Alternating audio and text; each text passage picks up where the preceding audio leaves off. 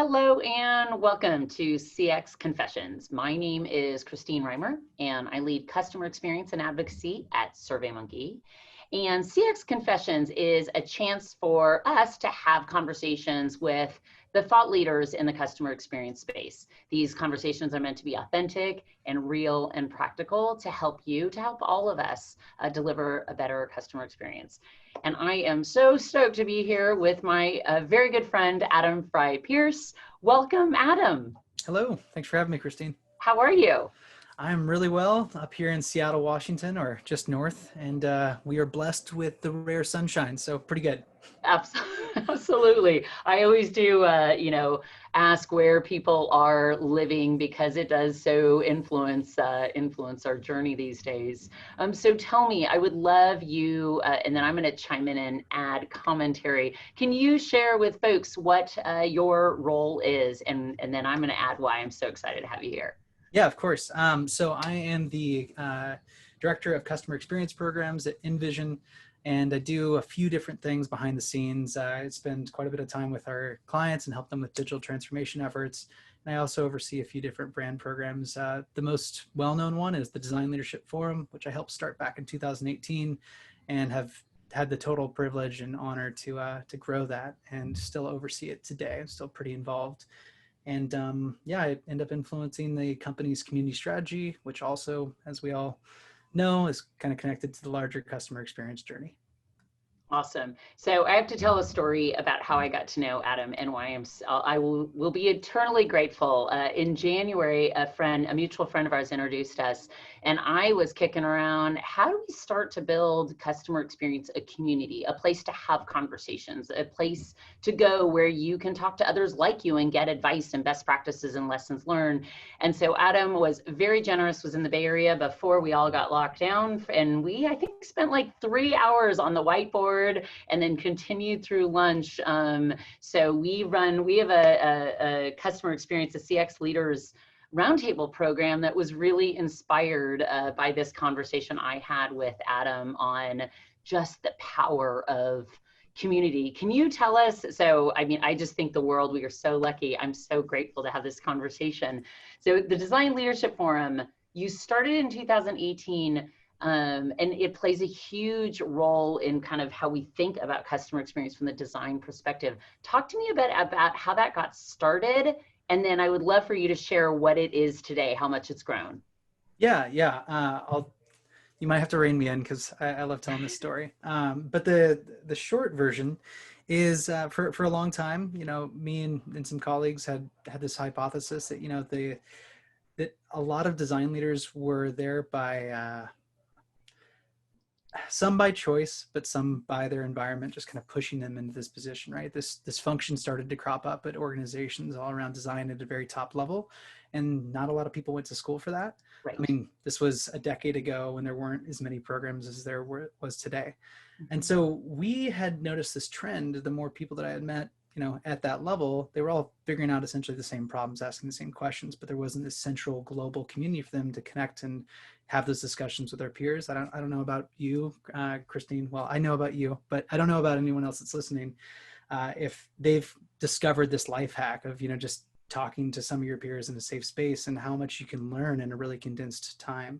So our hypothesis was if we can create a network globally where people can plug in, as long as they're relevant, create that closed community, that we can help, essentially like advance the industry by only connecting people and curating experiences within that so that people had that safe space to have those conversations. So 2018, that's when we took that hypothesis to the test and we launched this brand, designleadership.com, with this real simple mission, which is, we're here to advance the practice of design leadership by fostering together the world's best design leaders so that we can come together and just have conversations and figure out shared challenges. With that simple invitation, we found out that we had underestimated the demand. It went from a core group of 12 people, and this is an invitation, nomination-based community, and it's at 3,000 today. And so we're having to essentially figure out, we had built this place that was a kind of a tribe, people to come together, roll out their mats and just talk about shared problems. And now it's a huge city. So now we're trying to figure out how can we create neighborhoods within it so that we can still maintain that relevance. But yeah, it's been a really, really cool journey. Met some brilliant people along the way. Yeah, no, when we had that conversation in January, and I did the exact same thing. I just followed your lead and got together with 12 of my peers, my friends, just to have a conversation. Honestly, it was as soon as we went into lockdown of like, guys, what's changing? Are you changing your program? How are things changing? And just started this conversation. And then so-and-so referred so-and-so, and then did a post on LinkedIn, or I'd go to some events and I'd say, if you want to continue this conversation, and we've gone from 12 to 80 in kind of a curated form, but you had a chance to join. You've joined over the last couple of months, so I'd love your observation of kind of being surrounded by design leaders versus folks who are customer experience. A lot of them come from a design background, many come from support or success. So I'd love you to tell me what's it like seeing these two communities. Yeah. There's first off, to be part of it and not necessarily on the curation, organizing and hosting and facilitating is really nice. I'm in the CX space, and the community you were able to provide has been really valuable in the few sessions that I've been to. But I'll back up and say, wasn't it nice that was there, that you were already planning to do it without knowing that coronavirus, was going to do its thing, and then the pandemic hit? It's like, what a perfect place to plug into, because everyone's roadmaps had to be burnt down, Totally. And the ones that held on to them are probably paying the price. Right. But we essentially had to switch into an agile model, and, CX design, anybody who's at the top, they influence that top line vision and strategy, or the strategy, I should say, which ends up informing the roadmap. So being able to have those communities to plug into has been really nice as a participant in yours. And the feedback that I've heard from design leaders is that this has been like the place. We actually saw a pretty huge resurgence in some of the members who had gone inactive, at the beginning of the year. It's like all of a sudden, a lot new questions had cropped up, like, what are we doing? How do we connect with our customers? And it's funny because at the intersection between both of these, between CX and design, they're related, certainly differences, is this central question that top line executives are asking. I heard it come up in your group, and it's definitely coming up in the DLF, which is, how can we be closer to our customers? If design is really all about solving for customer behaviors, we don't know what those new behaviors are in this new world. If we came up with this kind of corny coin of what we're calling it, but in this new world, the social distance economy, things are different. They're similar, but definitely different, and brands need to be adjusting. So I think this is happening. This same conversation is probably happening in communities all over the world with, any executives. But within the one that I'm seeing it, where that's manifesting is in the research space specifically. So we've seen this like resurgence, or not resurgence, but we've seen this huge wave of interest around research and research operations and what that actually means. And that kind of came up within the CX space as well. Have you seen that? How is research playing a role within the CX community that you're overseeing? Say the next sentence of what research means to you. Do you mean market research? Do you mean kind of getting down to the core jobs a customer's trying to solve? That's a great, yeah, thank you for the clarification. Specifically within user research. So not necessarily around like future proofing, but really all around like customer behaviors. So going back to a lot of businesses, especially in capitalistic societies like ours, subscribe to short-termism, kind of have to, right? Plan for the next quarter. In order to hit our marks or adjust those marks, we need to, deliver a certain amount of value out to the market. And so through the design lens, which is speaking for the customer problems, there's been this function in there, which is helping anticipate what those customer issues are about to be, or how a certain user will interact with a solution, right? So that research space, the most obvious one being usability testing, that's seen a huge surge, but also even in early concept testing, where a lot of companies, had reported that they just didn't invest into this space much at all. Yeah. And we're seeing like a lot of design leaders are being asked to get close to the customer, and what muscle do they go to flex? It's the research muscle. Yeah. And we're seeing those have been the teams that have been receiving more headcount, where a lot of other aspects within design in particular are being frozen on headcount, or unfortunately being reduced. Yeah, no, I do. So there's some themes as I was listening to you talk. So things that I'm hearing are in direct quotes from one customer who's a CX leader, he said they stripped apart their roadmap, but anything that wasn't about making it easier for their customers to engage with them digitally. So all the things that they were doing, it went down to the raw, make the core jobs easier to engage with you. I am Intuit trained. I spent years at Intuit. So I am the Scott Cook trained, where, the way I was taught is, a customer, when it comes to the hammer and the hole in the wall, customers are not buying a hammer. I was taught they're trying to buy a hole in the wall. So be thoughtful of the job they're trying to accomplish, not the tool you're giving them. And so the conversations that I find folks are having is getting down to it's like what this pandemic has done for us.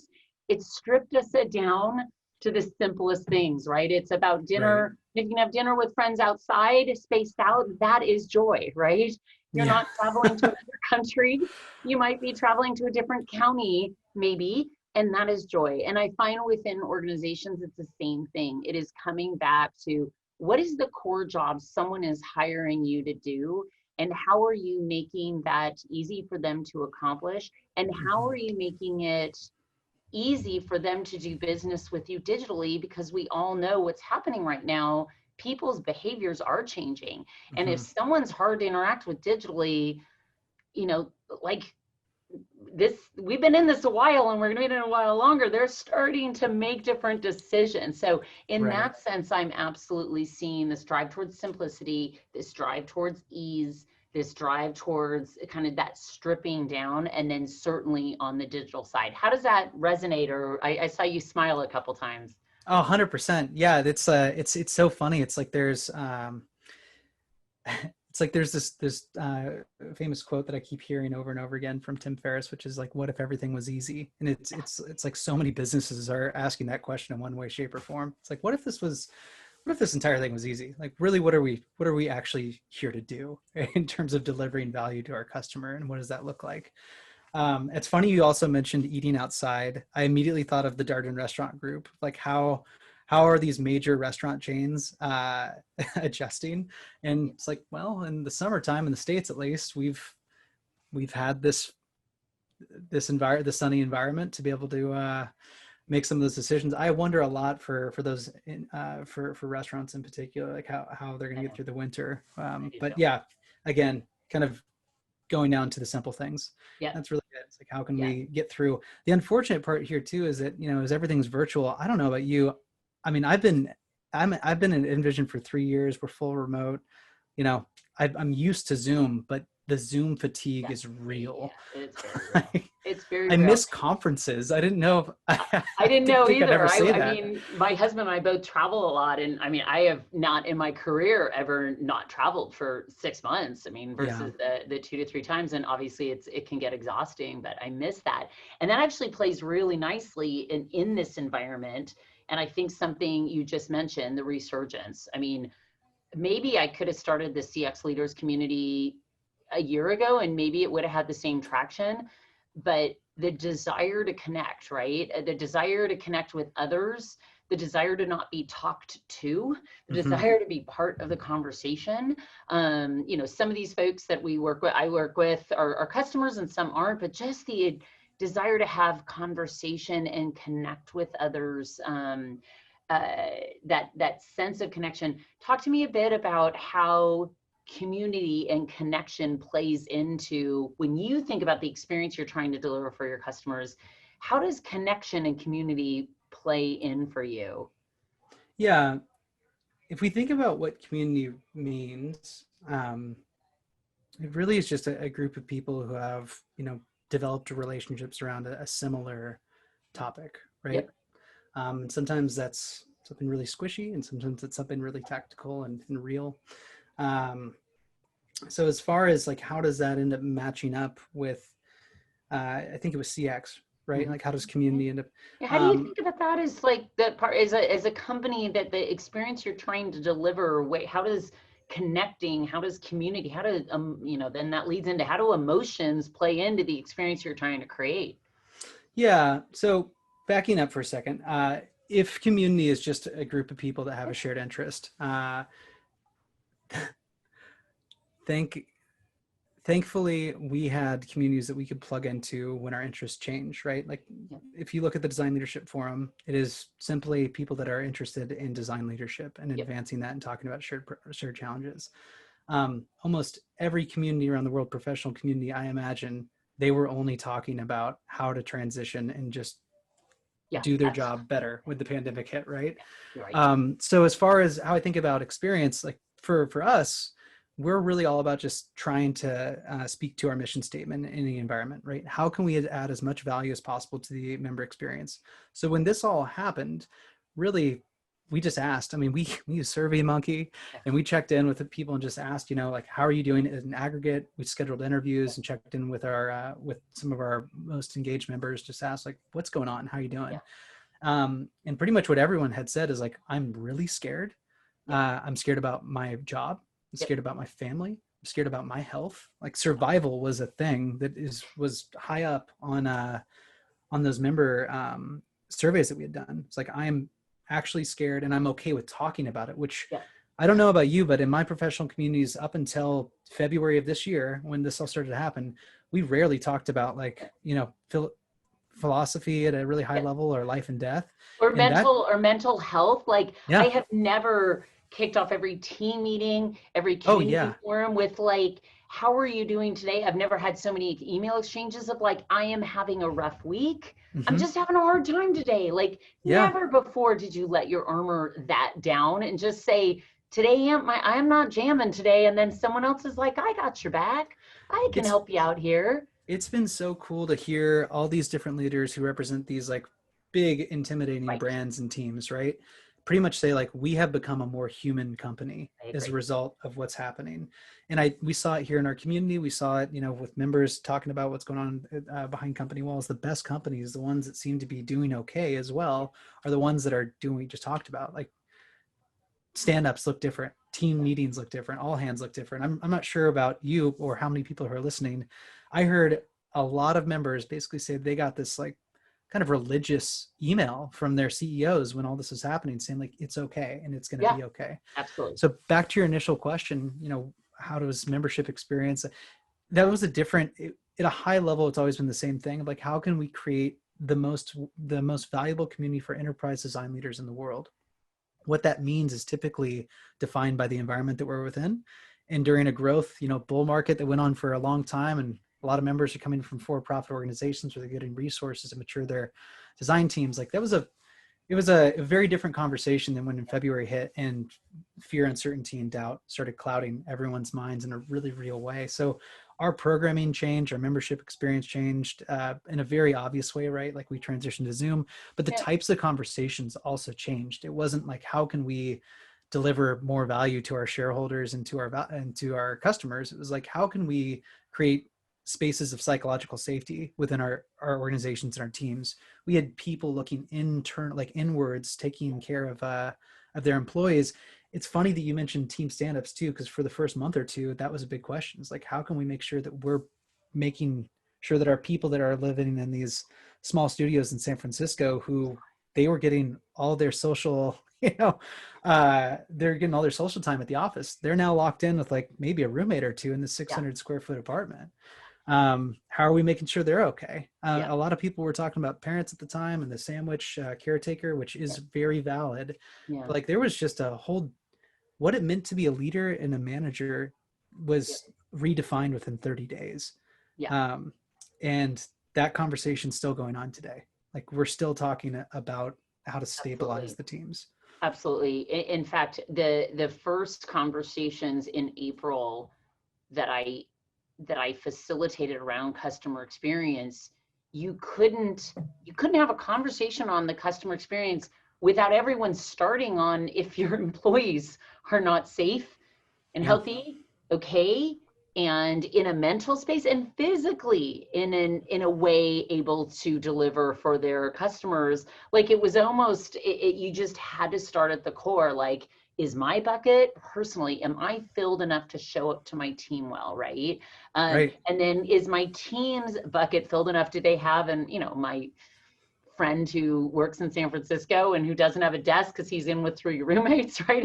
Is he in a position to deliver? And so it does, again, it comes back to, we all know what we've lost in this phase, but yet, you know, if you can stay in that mentality for a minute, and just to your point, what we have gained is we're in each other's, you know, you guys are in my master bedroom, Right. you know, we're in each other's homes. Well, I know more about my customers, their families.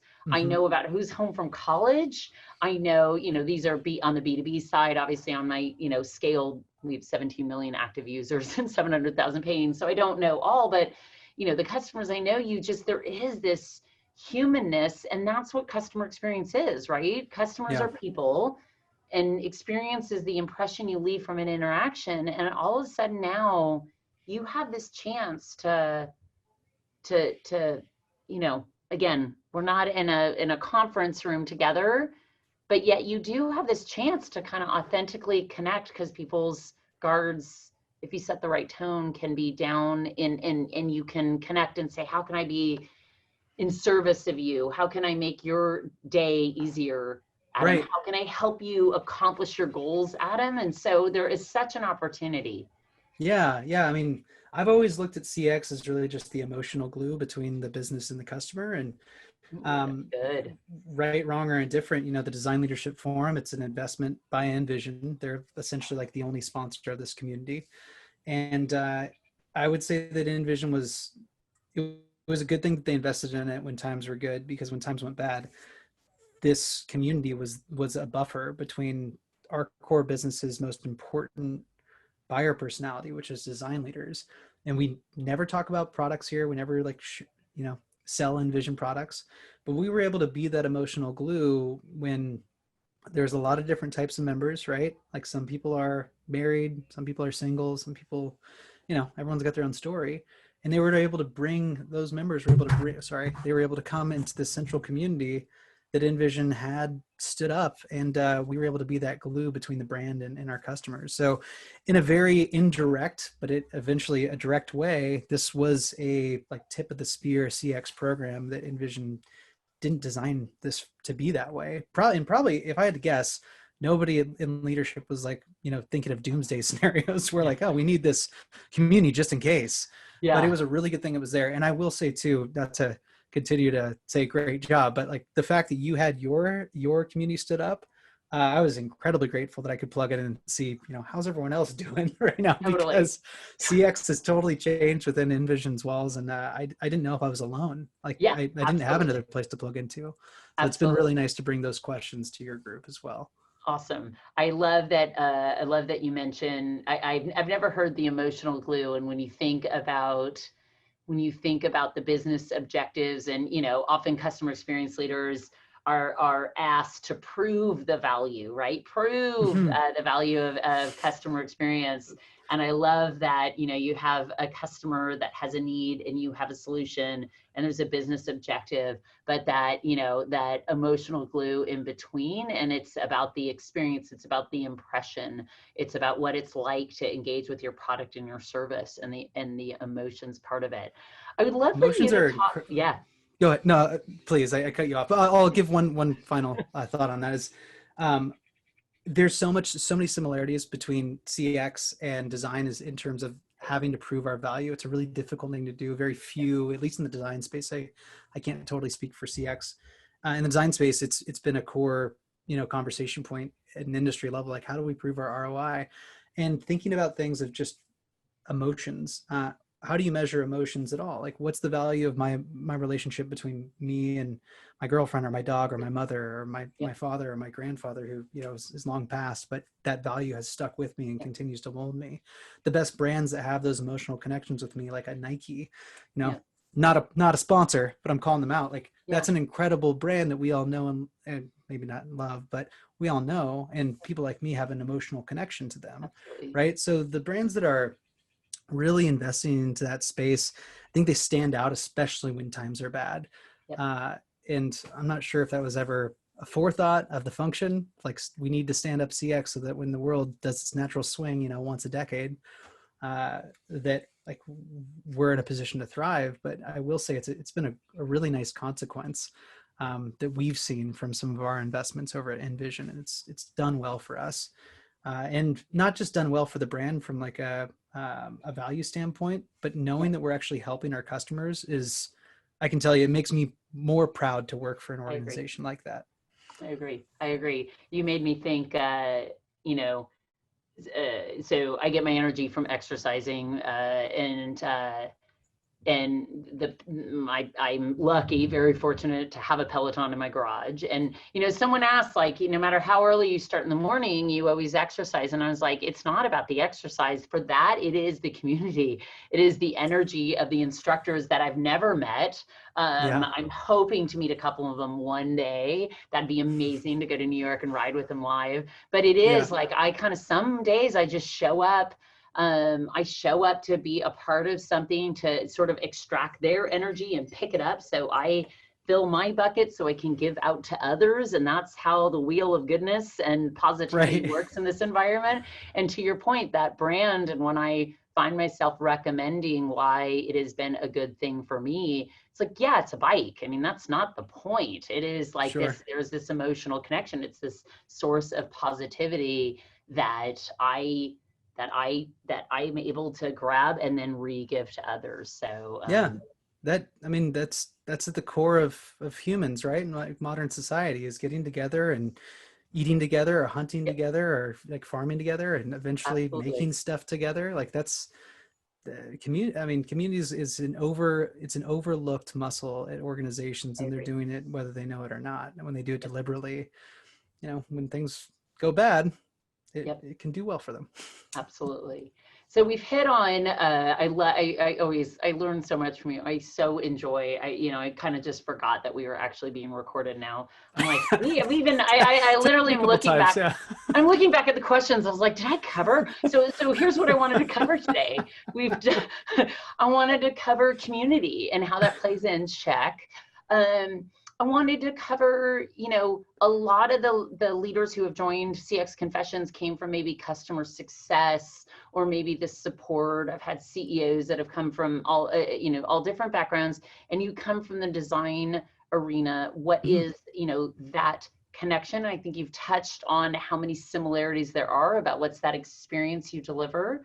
And then I also think we touched on that. I wanted to make sure you, and we were talking before we pushed record about the word transformation. So digital transformation. When I worked in both healthcare and financial services for years, I heard it so much. And I really found the word, I was like, transformation, like change happens because you chip away, right? Change happens because you keep showing up, and it's incremental in its phase. So I know it's like the worst thing to say in the world. I hated the word transformation because I felt like, who's doing transforming? Because all I know is that you just keep showing up and driving change, and then eventually you don't even realize you've gotten better, and you keep getting better. That said, this year, when I hear people talk about transformation and then they say, well, I had planned to do this over 3 years, but guess what? You know, I had to do it in 3 weeks because my business would not be alive if I didn't pivot. So if there's ever a year or a time or a moment to use the word transformation in digital and change and rapid change, talk to me a bit about that. And then I think we got a couple minutes left. Sure. Yeah. So there's a lot that you just said that I want to unpack. First of all, being a facilitator is, you have a harder job than I do. So congratulations on getting us back on track. Thank you for reeling me in. Okay. So the transformation piece, the similarities between design and CX, let's focus on the transformation piece. So the obvious answer there is that, you know, the screen was where everyone was. Like the economy shut down. Where are customers? They're on phones, they're on, you know, screens, TVs. So it was kind of necessity. And any acute CEO who, you know, whether they did it or not, or knew it or not, they were doing it, which is essentially subscribing to agile, right? Like, let's favor value over the plan. Plan was thrown out the window. So what does value mean? Well, we need to connect with people on the screen. Where are we gonna go do that? Those digital product teams saw an influx of attention, and that usually translated into resources. But it was this like double-edged situation, right? And the design teams, which typically sit within that engineering, product, and design, the EPD, the squad, whatever you want to call it, that cross-functional group that oversaw digital product, they received all this attention in design. To some degree, had, you know, they'd gotten this all the attention at once of like, all right, now you have to save the day. You're supposed to be the voice for the customer. Go figure it out. Or, you know, teams that actually had a CX component, you're the voice for the customer. CX, you're supposed to be the emotional glue. Go figure it out, right? So we saw this, like, if there's anything that this year proved, it's that digital not only has a place, and it should be part of the overall strategy, but in some cases it's the only place. And here in the States, you know, the rest of the world figured this out. We didn't. We messed it up. So that's still like the primary channel for these product teams.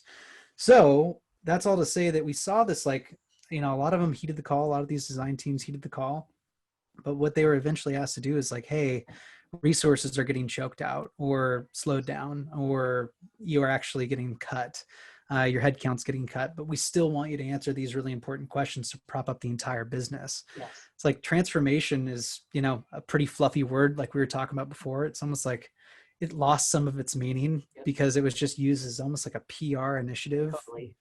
And now it's like, no, we have to pivot our company to be able to really succeed in these digital channels. And, you know, especially in like retail, or less for restaurants, but I mean, really customer facing brands, like that was crucial, crucial. It's almost like mission critical. If you can't figure that out, you're going to sink. And without naming names, a few brands have unfortunately not figured it out, and they're probably not going to do well. But the design teams that really like stuck in the conversation and engaged and said, I'm going to take on that challenge. They had to figure out how to do more with less. They had to figure out how to operationalize their teams. So like we saw a huge rise in design ops.